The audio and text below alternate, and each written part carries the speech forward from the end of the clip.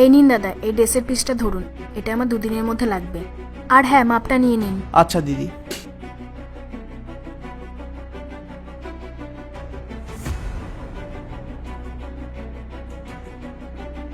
এই ড্রেসটা যেমন আছে তেমনই লম্বা করে দেবেন। না দিদি, এটা একটু বেশি লম্বা দেখাচ্ছে, আমি এটাকে 30 করে দিলাম। হ্যাঁ ঠিকই বলেছো, এখন তো নিউ ফ্যাশন চলে এসেছে। হাতটা ধরুন।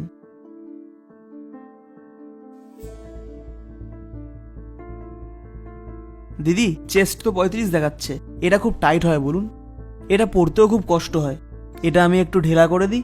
হ্যাঁ টাইট তো হয়। ঠিক আছে দাদা, তুমি একটু ঢিলা করে দিও। ঠিক আছে দিদি।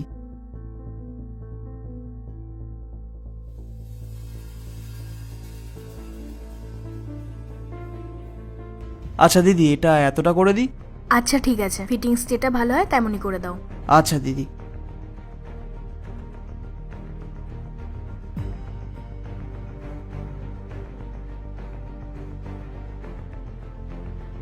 কোমরে একটু ঢিলা করে দিই? হ্যাঁ দাদা।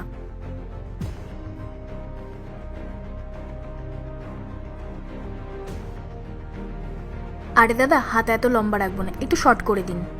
আচ্ছা দিদি।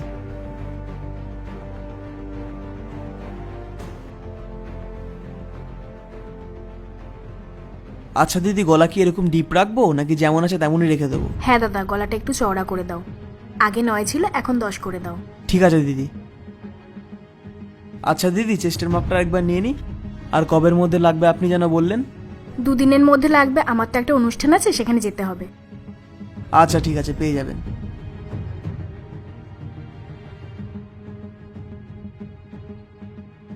আচ্ছা দাদা, তাহলে আমি চলি। আচ্ছা দিদি। চলো যাওয়া যাক। চলো।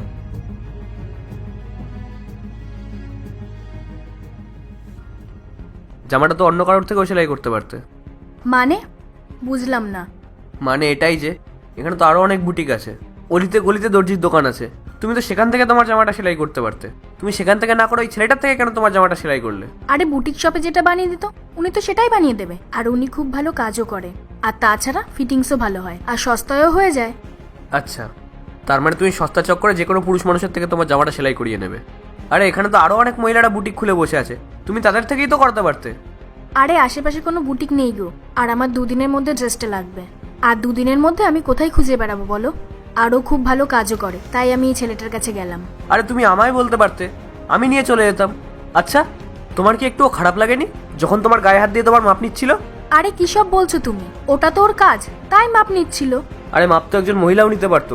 ও যখন তোমাকে বলছিল তোমার গলা ছোট করবো কিনা, কোমর ছোট করবো কিনা, হাত ঠিক করবো কিনা, ছাতি ঠিক করবো কিনা, সেগুলো শুনতে তোমার খুব ভালো লাগছিল। রাহুল, কি সব কথা বলছো তুমি? আর ওটা তো ওর কাজ, তাই ও এমন কথা বলছিল। কারণ বডির সাইজটা না জানলে ও কাজটা করবে কিভাবে? আর ও যদি ঠিক মতো সেলাই না করে, তাহলে ওই ড্রেসটা পরে তো আমি নিজেই কমফোর্টেবল হব না। আচ্ছা, কমফোর্ট জোন তোমার, আর টেনশন হচ্ছে ওর।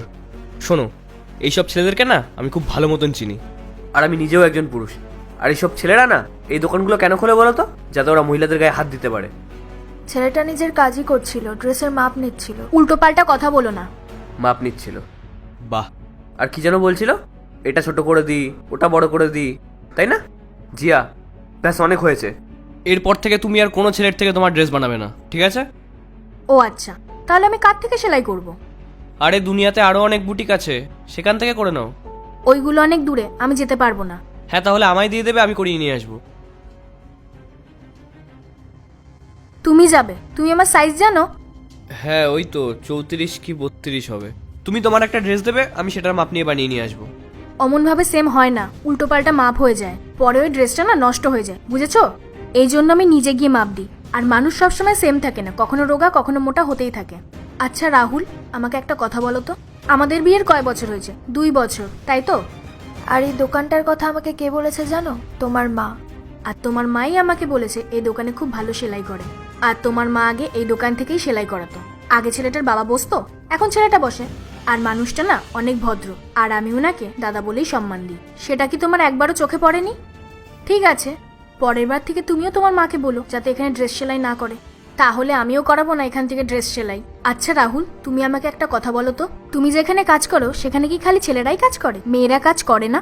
আমি কি কখনো তোমাকে বলেছি যে তুমি কাজ করবে না, অফিস যাবে না, কারণ ওখানে মেয়েরা শুধু কাজ করে? আর আমি তোমার বসকেও গিয়ে বলতে যাইনি যে ওখানে ছেলেরা কাজ করবে, মেয়েরা কাজ করবে না। রাহুল, তোমার চিন্তা ভাবনা এতটা ছোট?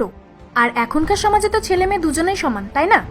আর এখনকার দিনে তো কাঁধে কাঁধ মিলিয়ে ছেলে মেয়েরা কাজ করে, একসাথে অফিসে যায়। ছাড়ো, তোমার সাথে কথা বলাটাই বেকার। আর হ্যাঁ, আজ থেকে আমি আর যাবো না ওখানে সেলাই করাতে।